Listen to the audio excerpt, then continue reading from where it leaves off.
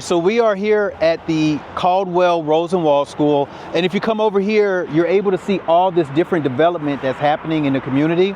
So a couple of weeks ago, I don't even think that was bulldozed. That's how fast the community is changing, and we're right up the street from Birkdale Village where we were just driving. And when we were talking about hidden in plain sight, I guarantee you people drive around, have driven past this store on a consistent basis, the Burgess Flooring Company, and did not know that this was a Rosenwald school. So we're gonna walk up here and check it out. This again was the Caldwell Rosenwald School, which is one out of the 24 Rosenwald schools rather, in Mecklenburg County, out here in northern Mecklenburg County, Huntersville. And this was a 4-room plan. So there were plenty of different floor plans that they had, depending on the community, depending on how much individuals were able to afford in the community. There's a big misnomer that with these Rosenwald schools that there was just like this huge pot of money that was being dropped into black communities. But the reality is these people had to raise the funds. It was a matching grant. And so that means people that lived around here, which were predominantly African American at one point, had to put together their funds to purchase this land and then ultimately the plan. So if this is a 4-room Rosenwald plan, it must have been a pretty big number of individuals who were attending this school. So let's check it out. It looks like it's actually empty now. Yeah, you know, let's go this way. But the setup was so beautiful as it relates to things from a lighting standpoint. As you see, there's plenty of windows that they have, and it's actually empty. It is empty. Let's take a look inside. Oh man, I'm pretty sure those are original floors too. See that? Yeah. What do you think we gotta do to get this building?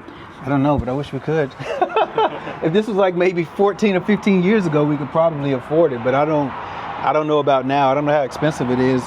But this would be a pretty cool art space, and I mean, you could do a lot of different things with it. Put a little coffee shop, put obviously things that speak to it being a Rosenwald school and a place of education.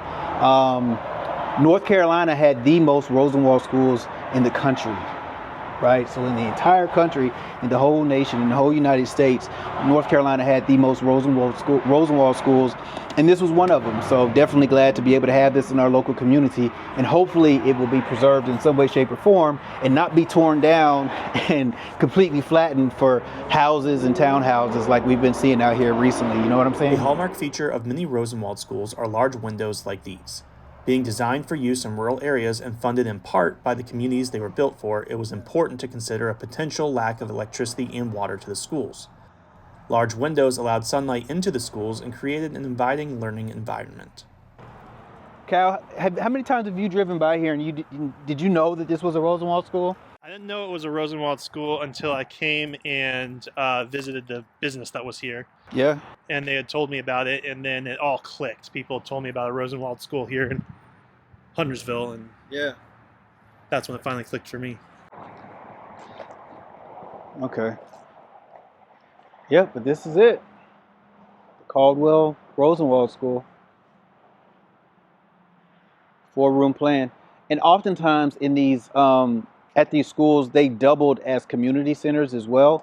So they would have, some of them would have stages to where, like, if the kids did plays or anything like that, if they were having like potluck gatherings and stuff like that, they would also mobilize for, you know, political things, voting and things like that, would also go down into these Rosenwald schools. So again, a multi-purpose place for people in the community to get out, enjoy, fellowship, and just really have a safe space. Because when we're talking about the 1920s, when a lot of these places started coming about, you have to look and see what was going on during that time period. There was a lot of racial terror that was happening.